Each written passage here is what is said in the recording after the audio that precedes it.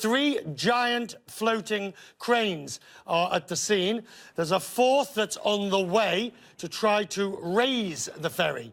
The families fear the arrival of these cranes heralds a very new and deeply disturbing phase in the operation, as perhaps it moves from search and rescue to search and recovery.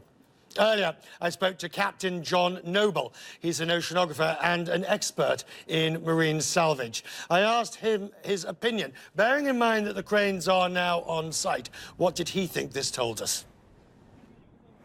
I actually believe we've really gone to the situation beyond any reasonable chance of finding anybody alive within the wreck.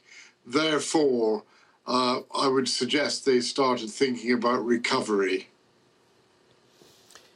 Will that be extremely difficult?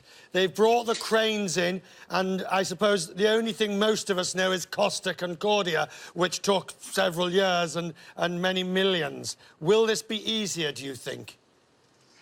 Yes, I noticed one of the cranes there, and I suspect they'll need 2 of them.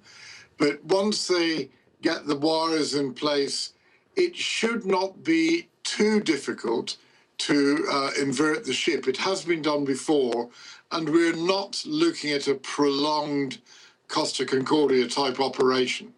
What is the fundamental method by which they will do this, do you believe? Well, essentially, if they're going to use cranes, which does look as though they've got them on station now, they will have to put wires or heavy-duty chains round the hull of the ship in such a way as they get some leverage to rotate the ship.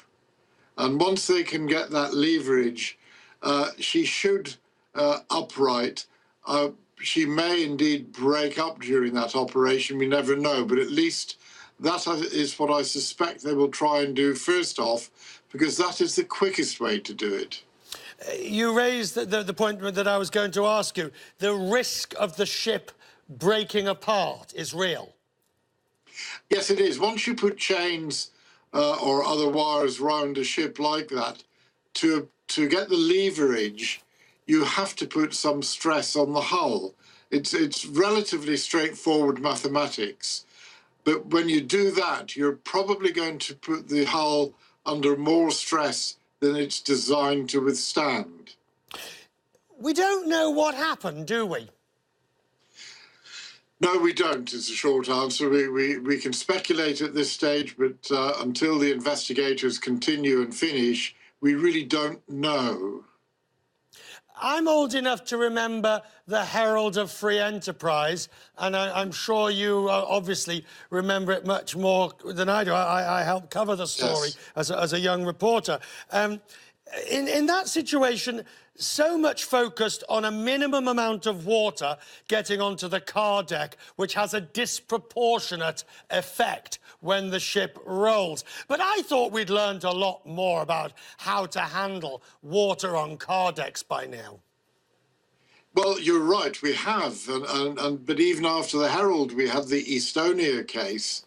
And modern car ferries, by modern I mean ones built more recently than this one, do have some sort of subdivision dividing the car deck, because the loss of stability is a function of the breadth, and it's a treble function. So if you have water on an open car deck, you lose a lot of stability.